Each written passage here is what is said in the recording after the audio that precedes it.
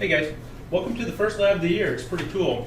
It's called the Copper Cycle, and a preview of our year. And what I like about this is it kind of has a little bit of everything that we're going to do over the course of the entire year. So the first thing you'll want to do is go to your Schoology website and go to your class folder that says Unit 1 Chemistry. There's a safety PowerPoint in there that we'll deal with.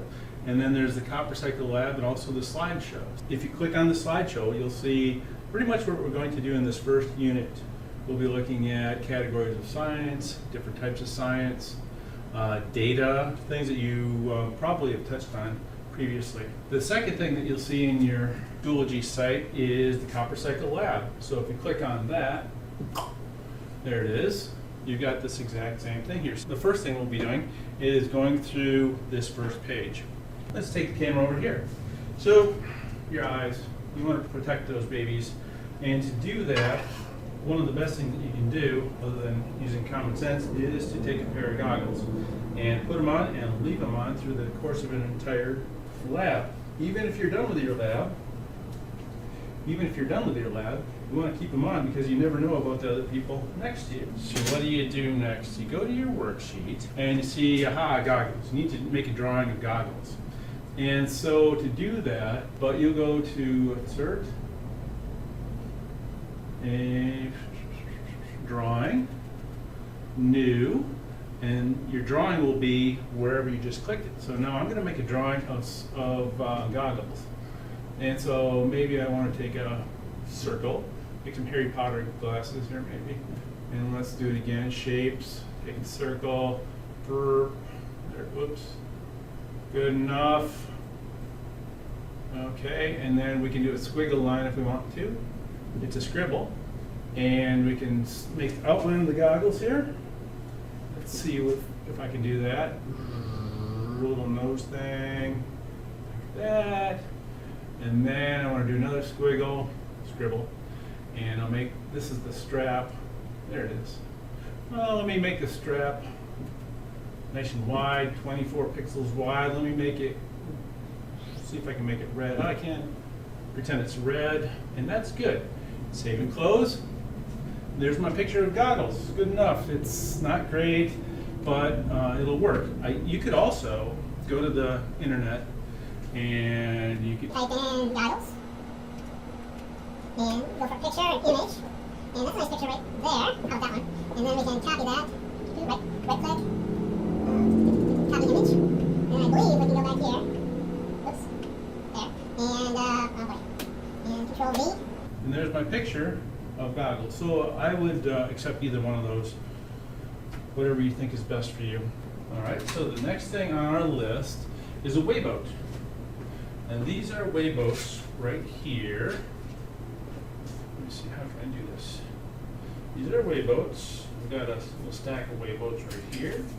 And there's a bigger wayboat right there. And sometimes we use weighing paper. It's cheaper, so sometimes people want to use that instead.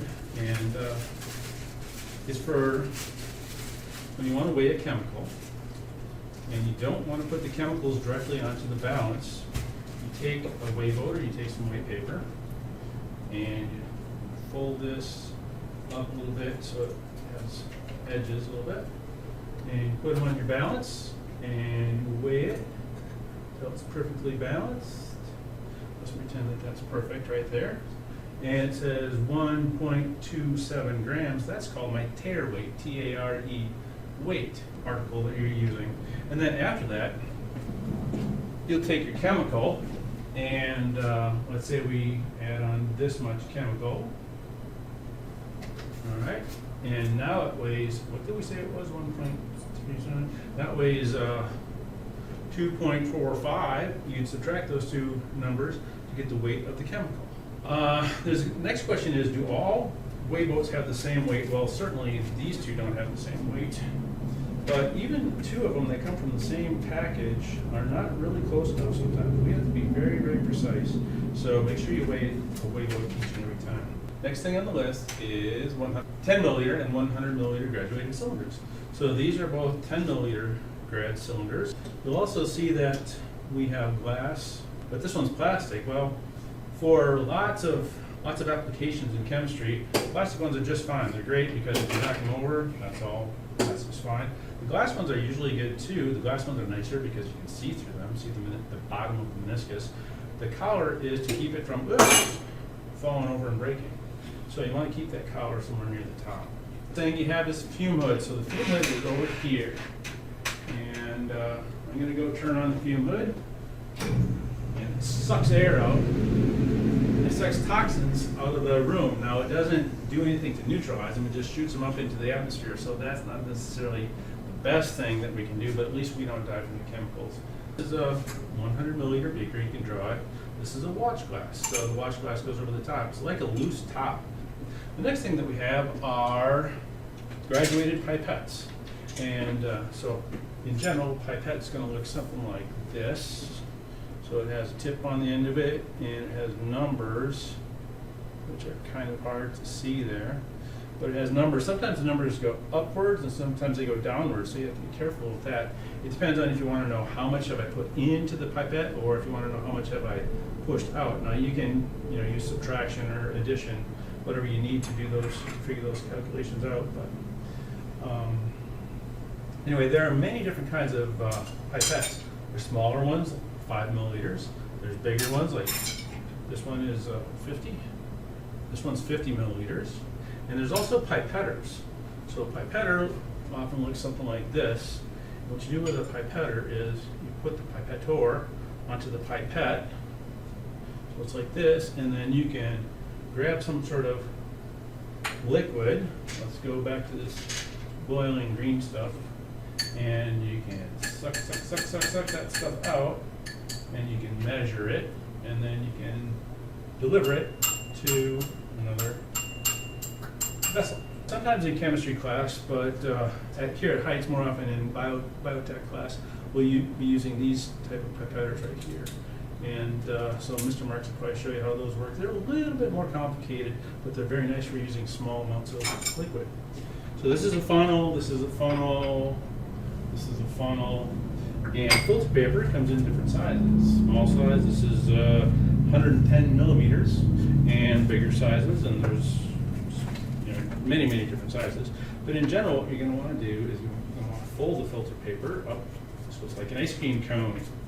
And so you fold it in half like a taco shell. You fold it in quarters like a piece of pie, I guess, and then you open it up so the things can't get through.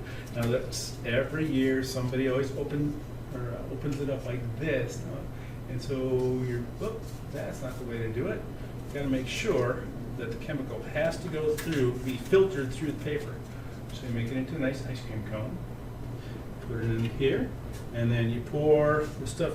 You always have to have a beaker, like a waste beaker often. It depends on if you want to keep the stuff that's coming through the filter, or if you want to throw that away. The filtrate goes through, and the precipitate stays at the top. And sometimes when we get to the very end of it, we'll take a wash bottle and we'll wash the stuff down. So these are called wash bottles. I sure wish I would have put those on your list. Wash bottles usually have distilled water in them, but sometimes they have different things too. Every year somebody gets hurt because somebody will put some acid in a water bottle, and they'll think, I'll remember this, but then they run out the door and they still had like an acid or a base or some sort of chemical in the wash bottle. And then somebody else the next day uses this, and there's an explosion, or they get it in their eyes, or something horrible happens. Beaker tongs come next. So here I've got beaker tongs holding a beaker. You'll notice that the beaker tongs have plastic. The plastic burns, so you never want to use the beaker tongs around the flame, because the plastic fumes that come out of there are probably really bad for us. And so, you never burn plastic, of course. It's bad for the environment, it's bad for people, it's just not a good thing to do. So these are beaker tongs. They're awesome. Right here we have several examples of balances. So these two are electronic balances, and this is the old triple beam balance. So it's called a balance because it balances things. If you put something on this side of the fulcrum, which is right here, you put weights on the other side, and when the weights on this side equal the weights on that side, it's balanced. Thus, it's called a balance. You can see this one goes to the tenths, the hundredths, the thousandths place, whereas this one only goes to the hundredths place. This balance costs, I think it was $400 or something like that. And this balance here is about $200. They're both very nice balances, because I found that if you buy cheap balances, they just don't last very long. But they're very nice balances. They do a great job. This little top keeps air away, because if you blow on it, it really affects this super precise balance. So here's the copper metal, copper powder. It's very finely ground up. And then zinc filings is the next one. So zinc, right here, zinc filings. This was ZN, this chemical. You can see so they're called filings because they're made, if you take a file, like a nail file or anything, and you file a piece of metal, this is what you get. And then you need some 8 molar nitric acid. So here's 8 molar, let's see, can you see it? 8 molar nitric acid. So make sure you always read the labels. 8 molar means there's 8 moles per liter. So moles is a chemist's counting amount. And 8 molar, just by the by, is a pretty big number. This is very, very nasty stuff. We're also going to be using some 4 molar sodium hydroxide, NaOH. Sodium is Na. Hydroxide is a combination of oxygen and hydrogen. It's a strong base. It's the opposite of an acid. This is 4 molar, so it's half as strong as the 8 molar nitric acid. So if you're going to try to neutralize these two, the acid with the base, there's more to this a little bit, but you could say that you'll need twice as much NaOH because it's half as strong. There are other issues at play here as well, such as sometimes there are chemicals like H2SO4 or H3PO4 where the acid part, the H is, there's twice as many or 3 times as many. Same thing you can do with bases, but these are single. Now let's just for the heck of it, I got some chemicals in the mail the other day, and I thought it'd be kind of fun to show you how the U.S. Postal Service, or maybe it was UPS, deals with nitric acid. Look at all the labels on there. Hazardous materials, shipping papers enclosed. I'm going to open it up here and see what we have. Oh, it's inside a bag. All right, put that away. It's inside a bag, so now I have to open up the bag. There's a zip tie, which can't be. Take out the zip tie, take it out of the bag. All right, nitric acid yet? Nope. It's inside of some styrofoam. And got some packing tape. All right, there we go. Finally, we're down to the nitric acid. Look at that stuff. That is some nasty nitric acid. It's a special bottle. It's a glass bottle, but it has plastic on the outside of it. So if I were to drop it, knock on wood, fingers crossed, okay, the plastic would kind of keep it intact. And so I could do something to save it. And this nitric acid, hydrochloric acid, Hydrochloric acid is 12 molar. Remember that, I said the 8 molar nitric acid, that's pretty strong. This is 12 molar hydrochloric acid, so it has 12 moles per liter, and this is a 2.5 liter bottle, I think.